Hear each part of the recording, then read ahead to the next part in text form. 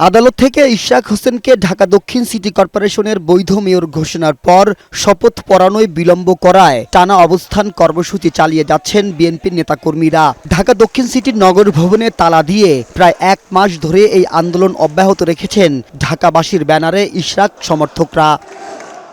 বুধবারও নগর ভবনের সামনে নেতাকর্মীরা অবস্থান নিয়ে বিক্ষোভ করে। এ সময় উপদেষ্টা আসিফের বিরুদ্ধে দুর্নীতির অভিযোগ তুলে বিএনপি নেতাকর্মীরা তার পদত্যাগ দাবি করেন। উচ্চমহল থেকে ঘোষণা না আসবে আমাদের এই আন্দোলন আমরা চালিয়ে যাবো ইনশাল্লাহ।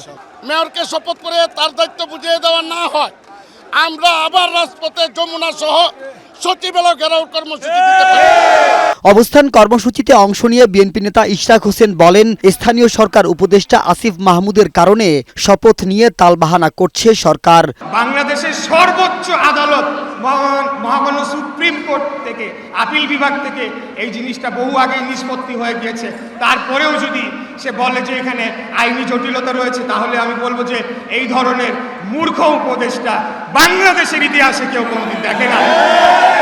ইশরাক হোসেন অভিযোগ করে বলেন, আন্দোলনকে ভিন্ন খাতে প্রবাহিত করতে স্থানীয় সরকার উপদেষ্টা ও সচিব সিটি কর্পোরেশনের কর্মকর্তাদের কাজ করতে নিষেধ করেছেন, যাতে এর দায় চাপিয়ে আন্দোলনকে প্রশ্নবিদ্ধ করা যায়।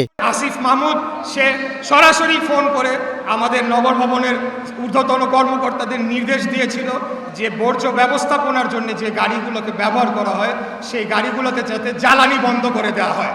উপদেষ্টার উদ্দেশ্যে বলতে চাই, এই জ্বালানি কি আপনাদের বাবার টাকায় কেনা হচ্ছে নাকি?